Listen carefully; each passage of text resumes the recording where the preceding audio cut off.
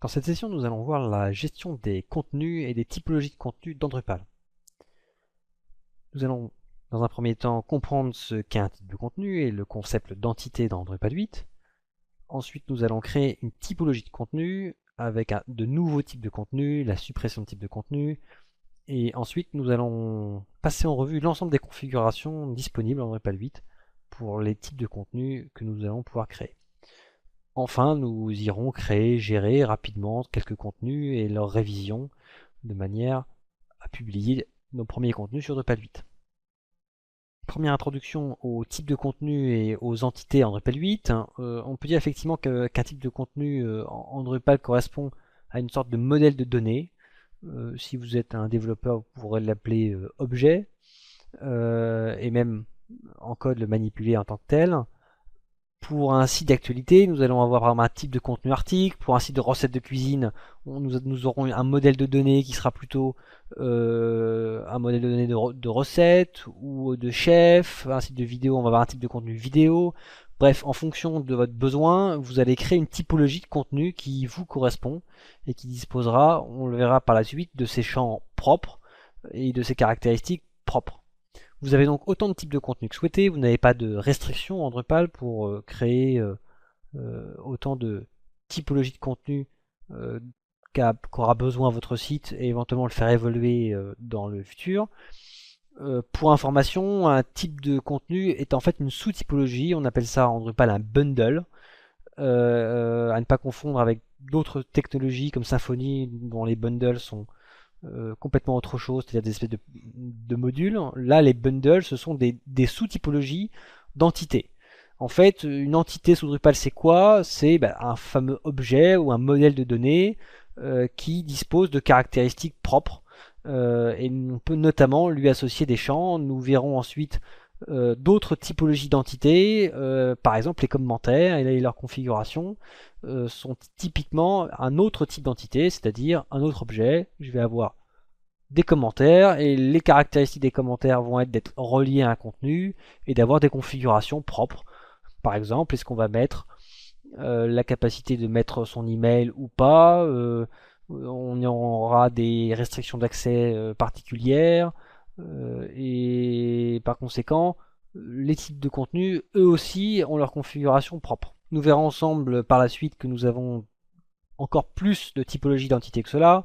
Les utilisateurs, si vous faites un site e-commerce, vous aurez une entité produit, etc., etc.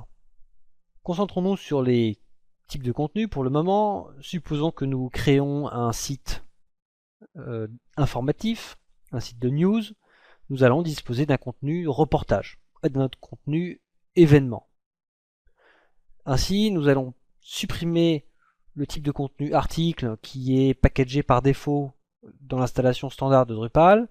Nous conserverons le type de contenu page qui va nous permettre de gérer des pages standards type mention légale et autres. Et nous allons configurer les différentes possibilités de ces deux typologies de contenu. Ici sur un site Drupal 8 complètement standard, nous allons aller dans la structure. Dans cette structure, nous disposons des types de contenu en bas de page. Voilà les types de contenus qui sont prépackagés, articles, page de base. Éventuellement, si vous installez le module forum que l'on verra par la suite, vous aurez un type de contenu forum. Nous allons pour notre part supprimer le type de contenu article. La suppression d'un type de contenu est assez simple. Il suffit de cliquer sur supprimer. Vous ne pourrez pas supprimer si vous avez déjà des types de contenu disponibles. Par conséquent, si vous voulez supprimer votre type de contenu, vous devez d'abord aller dans Contenu, prendre l'ensemble des articles et supprimer vos articles.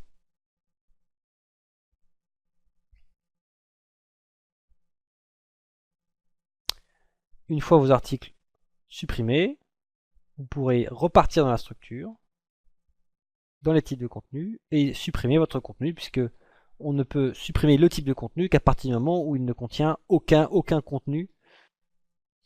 Le type de contenu est supprimé. Pour ajouter un type de contenu, il vous suffit simplement d'appuyer sur ce petit bouton, ajouter un nouveau type de contenu. Vous aurez par conséquent le nom du type de contenu, c'est un événement. Et vous voyez dès lors que vous avez un nom intelligible, un nom humain et un nom système. Ce nom système que vous pouvez éventuellement modifier, si vous le souhaitez, ou le garder tel quel, ne pourra contenir que des tirets bas, et sera l'URL de la page qui sera utilisée par la suite pour la création du contenu événement. Vous pouvez définir une description qui sera visible sur la page d'ajout des différents contenus possibles. Création, nouvelle, événement. On peut évidemment mettre des descriptions un peu plus précises. Nous avons ici l'ensemble des configurations disponibles et allons par conséquent toutes les passer en revue. Première configuration, le libellé du champ titre, c'est-à-dire l'intitulé du titre du contenu. Nous allons mettre intitulé de l'événement. Nous le verrons ensuite réapparaître ensemble. Aperçu avant la soumission, nous pouvons définir est-ce que nous allons obliger l'utilisateur à visualiser son contenu, à prévisualiser son contenu avant de pouvoir le publier ou l'enregistrer. Si nous mettons requis, l'utilisateur sera obligé de prévisualiser son contenu pour pouvoir le publier. On peut rendre la prévisualisation facultative ou carrément la désactiver. Enfin, explication aux directives pour la contribution, c'est le petit texte que nous allons mettre en en-tête du formulaire de création de contenu de manière à aider l'utilisateur éventuellement ou à lui expliquer ce qu'il faut faire. Vous pouvez créer ci-dessous un nouvel événement. Bien entendu, l'idée est de mettre des descriptions intelligibles et utiles, ce qui n'est pas forcément le cas de celle-ci. Nous allons déjà voir ces premiers éléments.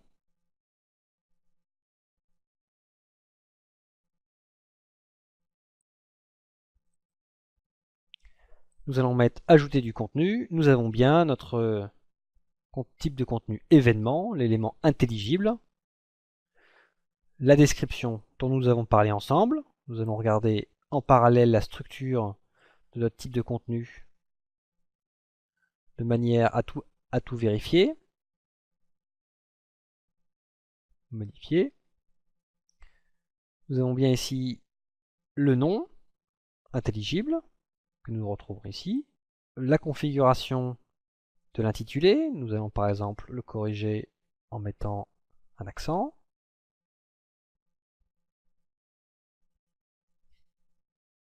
Cela a été corrigé ici. Nous avons le texte de description qui se retrouve ici. Et si je crée un nouveau contenu, nous voyons ici dans l'URL événement qui correspond au nom machine que nous avons défini ici.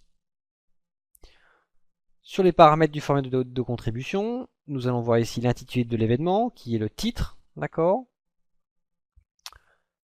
Nous avons ici une soumission désactivée, donc rien ne s'affiche. Aucun bouton de prévisualisation ici ne s'affiche pour le moment. Nous avons ici l'explication des directives pour la contribution. Par conséquent, nous retrouvons cette directive en haut du formulaire. Nous allons rendre facultatif la prévisualisation, Nous avons donc ici un nouveau bouton aperçu. Très important, nous allons aller dans l'apparence du site.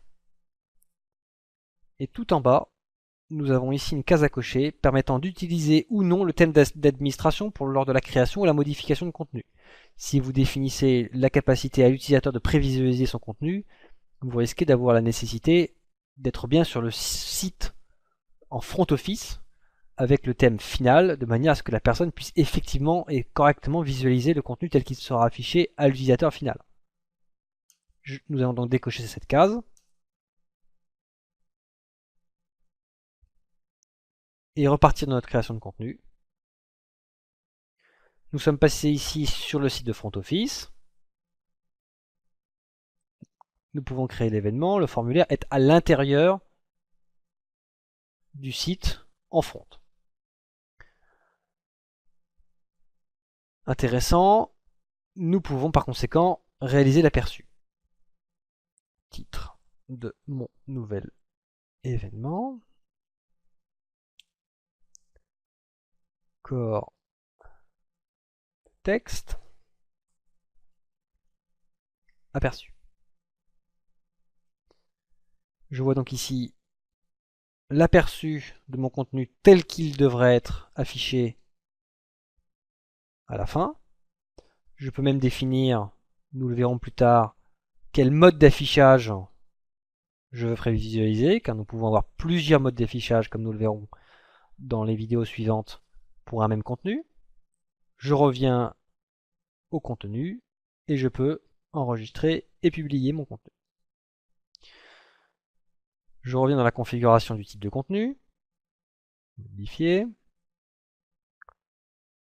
Nous pouvons également rendre requis l'aperçu. Voyons voir désormais les options de publication. Nous avons 4 options différentes. L'option publier, non publié par défaut.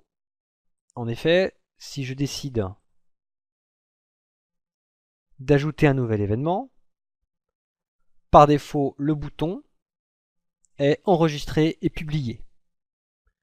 Par conséquent, au moment où j'enregistre, mon contenu sera publié. Je peux, à l'aide de cette petite flèche ici, l'enregistrer comme non publié, c'est-à-dire en tant que brouillon. Si je décoche l'option par défaut publier, à ce moment,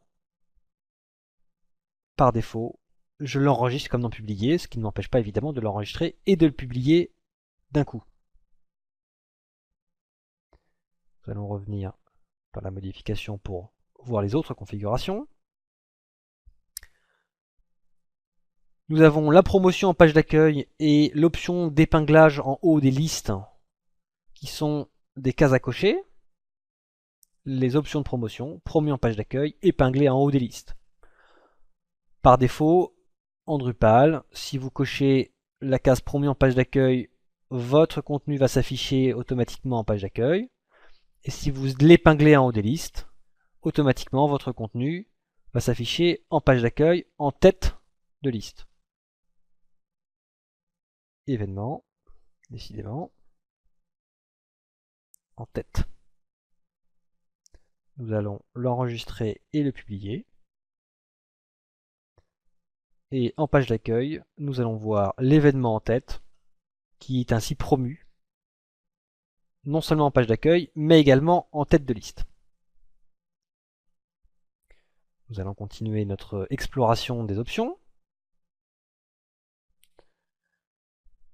Nous avons la capacité de créer également une nouvelle révision de contenu en Drupal, spécifiquement pour l'entité de type contenu. Toutes ces options sont vraiment spécifiques à notre entité de type contenu. Pour l'ensemble des bundles, c'est-à-dire des typologies de contenu diverses et variées que l'on peut avoir sur notre site, cette option nous permet d'enregistrer les modifications au fur et à mesure de la modification d'un contenu. Je suis sur l'événement en tête de liste, je vais le modifier. Modification du corps de texte. Cette modification peut être enregistrée en tant que révision. Je vais donc créer une nouvelle révision et je peux également, si je le souhaite, mettre un message d'explication des modifications qui ont été réalisées. Modification du corps de texte. J'enregistre et je laisse publier. Vous notez que je peux enregistrer et laisser publier, enregistrer et dépublier un contenu, l'apercevoir, mais également évidemment le supprimer. Je vais l'enregistrer et le laisser publier. Si je vais revoir mon événement en tête de liste, j'ai bien la modification qui a été réalisée. Je peux également avoir cet onglet Révision qui m'emmène sur la liste des versions J'ai donc deux versions. L'ancienne version, que je peux voir ici, qui n'avait aucune description. Et la nouvelle version, qui est la version en cours et que je peux voir en cliquant simplement sur l'onglet Voir. Il m'est par conséquent possible de rétablir la version antérieure ou de la supprimer. Si je rétablis la version antérieure,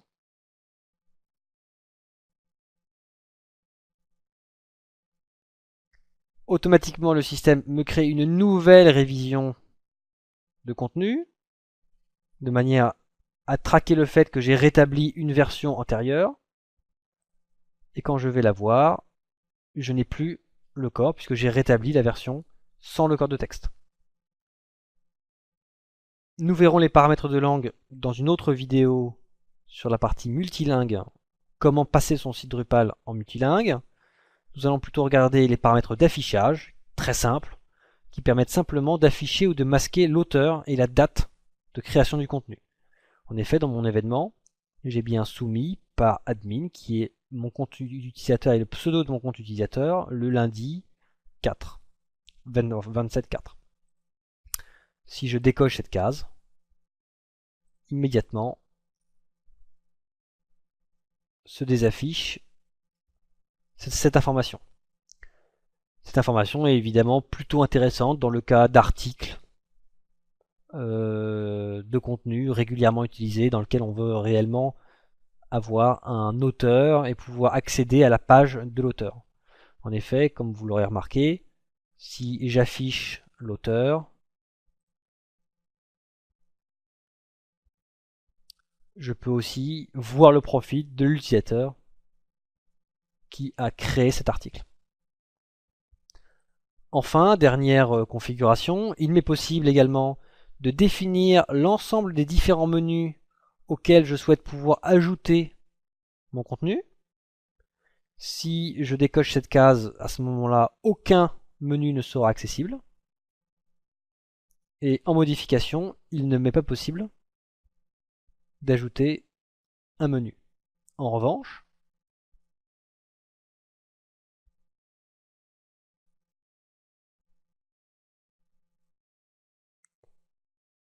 revanche, si je définis le menu principal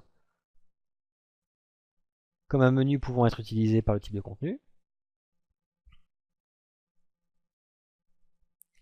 il m'est dès lors possible de fournir un lien de menu, de définir l'intitulé, du lien de menu, description du lien de menu. J'ai donc un seul menu disponible et je peux définir où je vais placer mon nouvel élément. Donc quel est son événement parent. Si je mets accueil, ce sera un sous-menu de accueil. Si je mets navigation principale, ce sera un élément au même niveau que l'accueil. Le poids permet de définir s'il sera après ou avant les différents éléments. Enregistrer et laisser publier. J'ai donc mon nouvel intitulé de lien de menu en haut dans mon menu principal. Dernière remarque. Par défaut, le système dispose d'un contenu principal, mais également éventuellement d'un résumé pour le mode accroche qui s'affiche par exemple en page d'accueil. C'est ce que nous allons voir ensemble. Enfin, vous notez que vous pouvez définir également et changer la date de création et l'auteur de la publication, ainsi que définir un alias d'URL. Événement.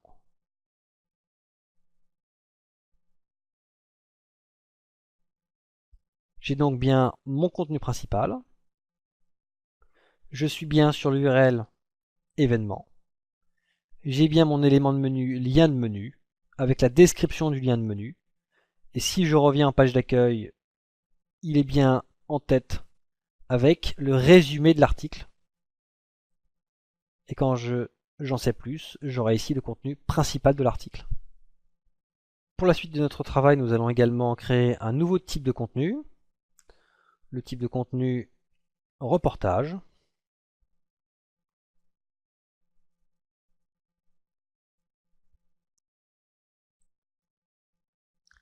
Reportage, donc notre description affichée au moment de la création.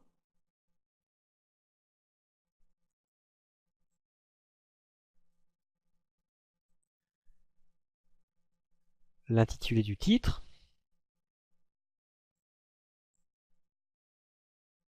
La capacité d'apercevoir de manière facultative. Aucune explication si je considère que cet élément-là est suffisant. Inutile de mettre des explications qui viennent surcharger. Mettez des explications quand vous avez réellement des choses à expliciter.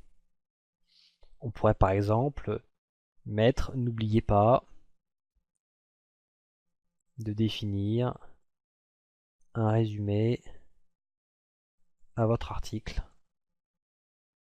dès que possible ». Ce reportage va-t-il être publié par défaut? Non, car je préfère que les utilisateurs créent et réalisent réellement l'action de le publier. Par défaut, il ne sera pas promu en page d'accueil ni épinglé en haut des listes. Je peux par contre définir qu'automatiquement, à chaque modification, une nouvelle révision va être définie. Nous verrons ensuite les droits d'accès qui nous permettront de définir qui a le droit, par la suite, d'administrer ou pas cette capacité. Donc nous pouvons avoir des utilisateurs qui, sans le savoir, vont aller modifier et créer automatiquement une révision, et l'administrateur pourra ensuite visualiser l'ensemble des différentes modifications qui ont été faites par les différents utilisateurs du site. Nous allons bien afficher l'auteur et la date du reportage, et nous allons refuser de le mettre dans quelques minutes que ce soit. Généralement, on préfère organiser les typologies de contenu de manière à ce qu'ils s'affichent là où il faut, comme il le faut, sans forcément donner la possibilité de l'ajouter à un peu n'importe quel menu. En l'occurrence, nous traiterons l'affichage de ces contenus là où il faut, comme il le faut. Nous allons sauvegarder ce nouveau type de contenu et nous nous en resservirons un peu plus tard. Nous avons donc vu les différentes configurations des types de contenus, avec leurs métadonnées, les formulaires, les options de publication, d'affichage, la gestion des menus, mais également les options de création lors du contenu en lui-même et de ses révisions, l'auteur, le menu, l'URL, etc. Faites bien attention, le système de révision est tout à fait intéressant dans la mesure où il enregistre l'ensemble des différentes données, mais nous aurons besoin, pour créer un réel workflow de publication complet, d'autres modules qui vont venir se greffer à ce système de manière à permettre par exemple à certains utilisateurs de pouvoir valider, d'autres utilisateurs d'avoir des notifications si leurs contenus ne sont pas validés, éventuellement d'avoir une visualisation des modifications de manière un peu plus précise et un peu plus visible entre les différents contenus pour pouvoir les comparer, etc. etc. On a donc couvert l'ensemble de la typologie de contenu et de leur configuration, une courte introduction aux entités sur lesquelles nous allons revenir tout au long de notre formation, et enfin la création de contenus en eux-mêmes, leurs options, et les révisions de contenu. Nous voyons d'ailleurs ici une petite impression dans l'écran de la page de gestion des contenus, qui nous a permis également d'aller rechercher, modifier les différents contenus que nous avons dans notre site, et également de pouvoir appliquer des opérations comme en l'occurrence la suppression que nous avons appliquée en masse à l'ensemble des articles pour pouvoir supprimer un type de contenu. Nous verrons donc dans une prochaine vidéo en particulier les commentaires qui vont être attachés à ces contenus.